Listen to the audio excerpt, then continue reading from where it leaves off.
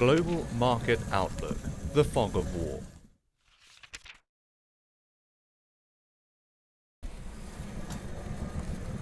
A dramatic escalation of geopolitical risks, oil prices, the Fed rate hike debate, technical charts and investor positioning offer plenty of ammunition for optimists and pessimists, leaving a foggy near-term outlook for risky assets and the USD.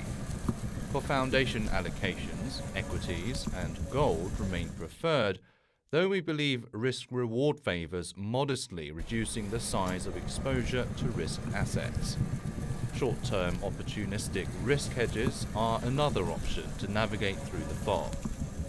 Within equities, we believe the outlook for Asia ex-Japan is brightening, led by Chinese equities on the back of growth-stabilizing policies, subdued inflation pressures, and more supportive valuations. Chinese policy easing is also positive for Asia USD bonds.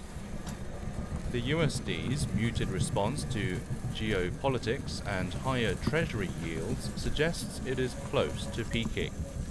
We continue to see the AUD and CAD as key beneficiaries of a weaker USD this year, though European currencies and the CNY should also gain in the long term.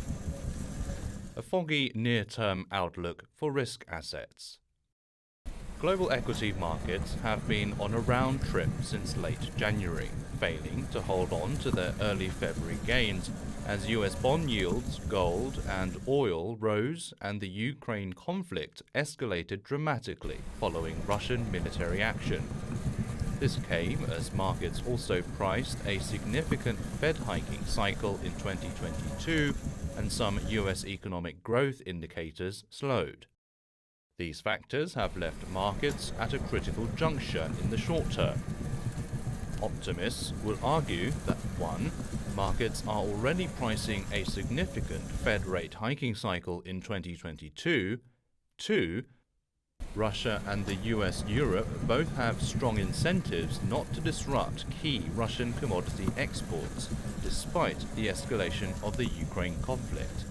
3. Investor surveys and positioning show equity market sentiment is already poor. 4. The S&P 500 is already over 10% of its recent peak. And 5. There are no warning signals from indicators of any impending recession. Pessimists, though, argue that 1. Russian military action and the resulting Western reaction poses a significant risk of a sharp jump in key energy and metal prices. 2. Major equity indices remain on the edge of key technical support. And 3. While institutional investor positioning has eased, retail investor positioning has not, leaving room for another leg lower. The fog may not clear immediately. The path of geopolitical events can be difficult to forecast, and some Fed policy uncertainty is likely to persist until its policy meeting in mid-March. Therefore, we believe risk-reward favors separating the long term from the short term. We see no reason to alter our long-term preference for equities. As we discuss in the Perspectives section, recession indicators are not sending any warnings. This argues for continued equity market outperformance over a 6 to 12-month horizon. In the short term, therefore, we believe adding portfolio hedges is a better approach to riding out any further near-term volatility than reducing long-term foundation equity exposure. We prefer to do this via 1. Gold, which remains preferred and has proved itself to be a good hedge against market volatility. 2. Safe haven currencies such as the JPY. And 3. Some cash in line with a core holding view, so as to be able to take advantage of emerging investment opportunities. Dimming pessimism in Asia. We believe Asia ex-Japan equities, led by China, offer a more optimistic outlook relative to US, European and Japanese equities. 1. Chinese central bank policy is likely to further support growth and liquidity needs. 2. Much more bad news is arguably priced into Chinese equity markets, at least relative to the US and Europe. 3. Several Asian economies are gradually emerging from COVID-19 restrictions, which could support growth. And 4. Markets such as Korea remain correlated to a continued regional and global growth recovery. While it will arguably take time for accelerating Chinese credit growth to fully feed into economic growth, earnings and equity market gains, we believe risk-reward favors raising Asia ex-Japan equities to preferred and China equities to preferred within Asia.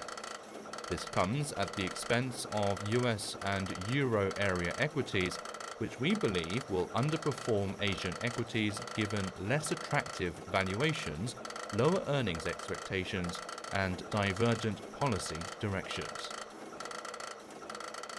Has the USD peaked? We believe the USD index's moves offer an interesting insight into its outlook.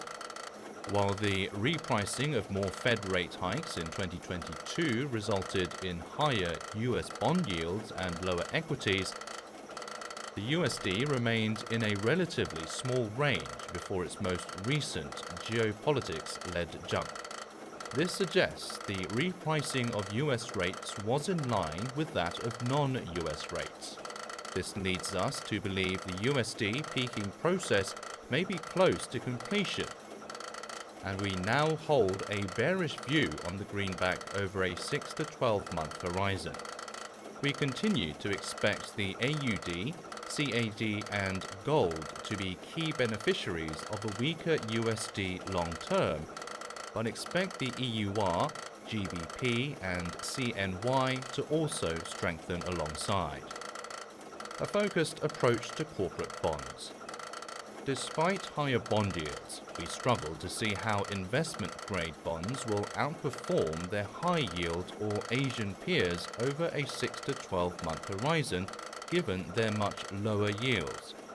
Outperformance is possible in scenarios where bond yields fall sharply, or if HY yield premiums widen, though we see the chances of either as low. Hence, we maintain a preference for US and European HY bonds, even at the risk of short-term volatility.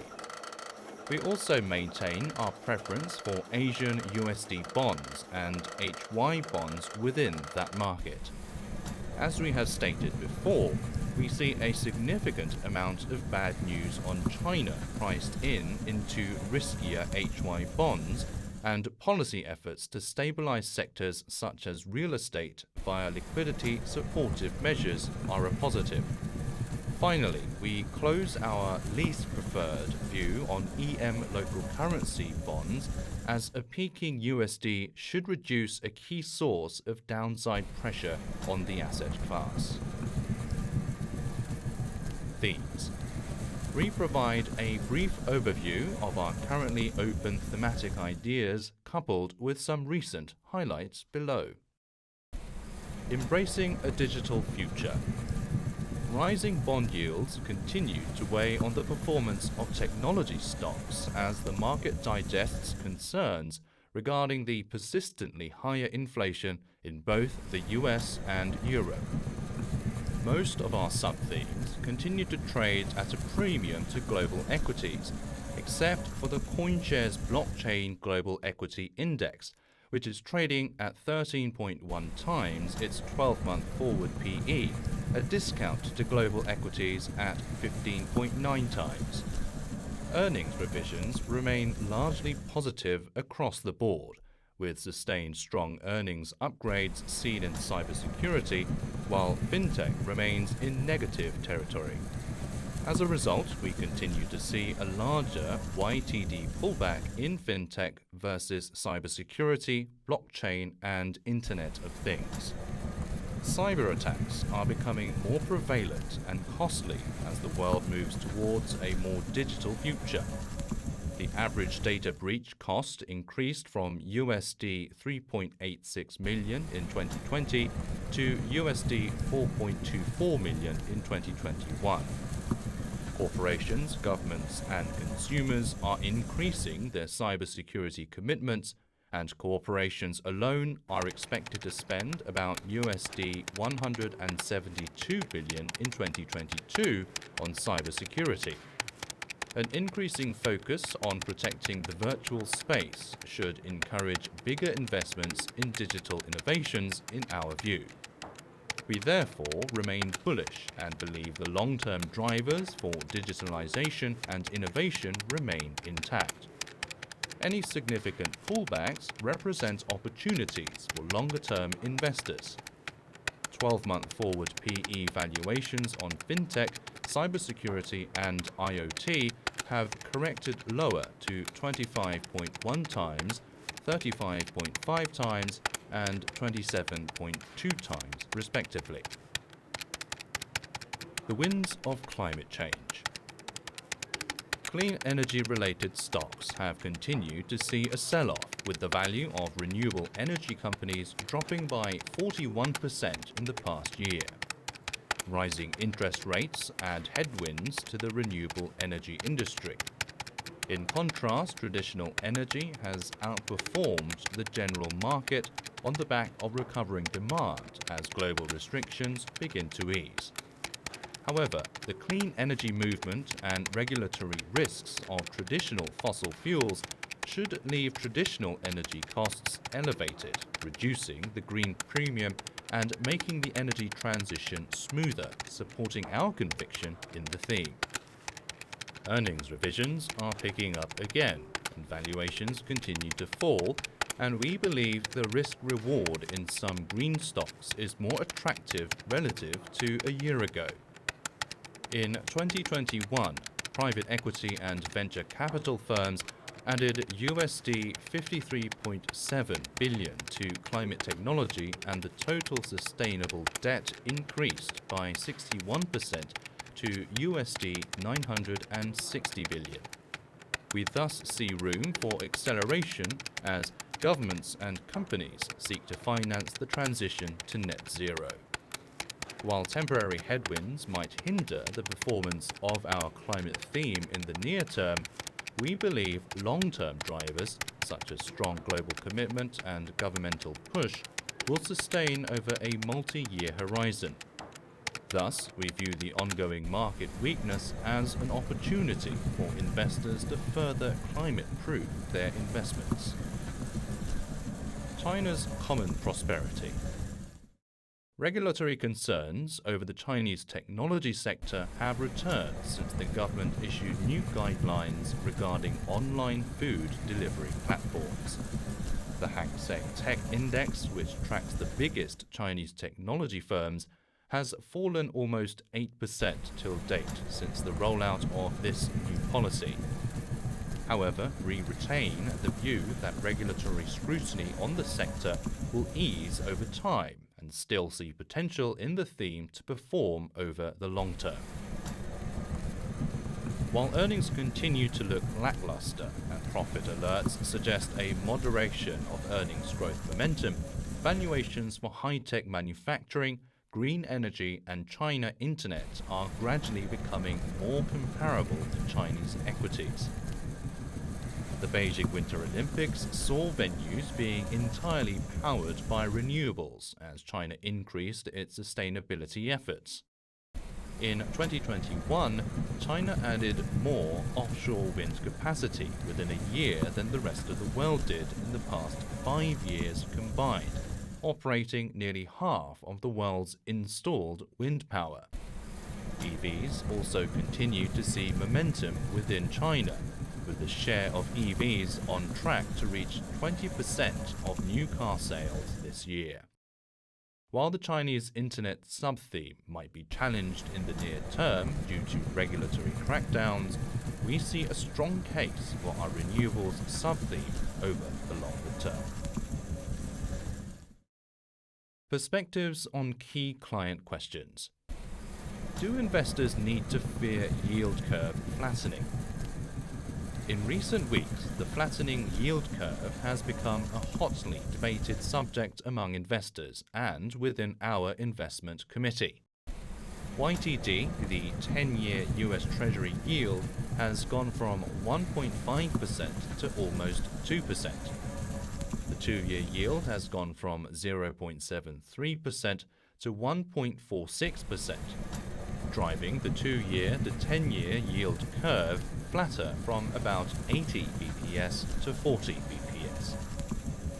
A flattening yield curve can, at some point, become a recessionary signal if the 2-year yield rises above the 10-year yield, an inverted curve, which has preceded the start of every recession over the past 50 years.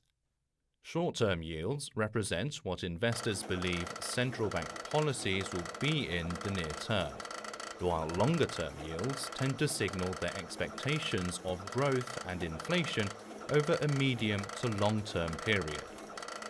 To put it simply, when the yield curve inverts, it is the bond market saying the cost of capital is higher than the expected economic growth.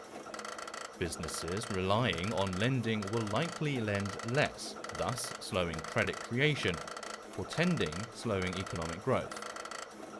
This is why the yield curve is such a closely watched indicator, especially given its time-tested track record of predicting of the onset of a recession once it inverts. While the percentage of investors predicting a flatter yield curve has risen to the highest since February 2005, how should investors respond and on what time horizon? Should investors start to sell down their allocation to equities now? We do not believe so. Yield curve often flattens into a rate hiking cycle. It is not unusual for the yield curve to flatten as the Fed starts to hike rates, but a flatter curve tends to be associated with still positive equity returns. Historically, it has averaged 17 months for the yield curve to invert post the first hike. With the 10-year to 2-year yield spread now around 40 bps versus an average of 115 bps at the start of the last 5 hiking cycles, markets could be expecting the cycle to be relatively short. Positive equity returns post-yield curve inversion. Selling equities immediately when inversions occur has often been a mistake, but equally ignoring any inversion may not be prudent too. Returns post-inversion have typically been positive, which should not be surprising since economic activity tends to remain robust until the onset of a recession. Rather than using curve inversion as a timing tool, a more sensible approach is to consider a range of indicators to assess the probability of a recession. We draw comfort from copper prices given their ability to suss out economic turning points. Despite slowing activity in China, copper prices are near their highs, indicating global growth is unlikely to slump. Credit spreads on the riskier part of the bond market are also not showing any signs of recessionary concerns. While CCC rated spreads have risen, they remain at the lower quintile of their historical range. Finally, most recession models are also indicating a low probability of a recession. The New York Fed model predicts C.12% probability of a recession over the next 12 months. It is probably too early to call or position for a recession, hence we maintain our preference for equities. What are the actions that investors can take? A flattening yield curve, elevated valuations, and geopolitical tensions are all pointing to potential vulnerabilities, especially amid inflation risks. While it may be too early to position for a recession in our opinion, investors may want to consider overlaying some defensive tactics on their investment allocation. Adding diversifiers such as cash, gold, and Chinese equities can offer good diversification and potentially modest positive returns. China assets are largely uncorrelated to US Fed actions and offer attractive return potential. We upgraded China to a preferred equity market this month. Holding a little more cash can be a volatility dampener, enhance staying power, and offer ammunition to take advantage of opportunities during market pullbacks. Having some allocation to gold, which remains a preferred asset class, and a good volatility hedge during periods of uncertainty.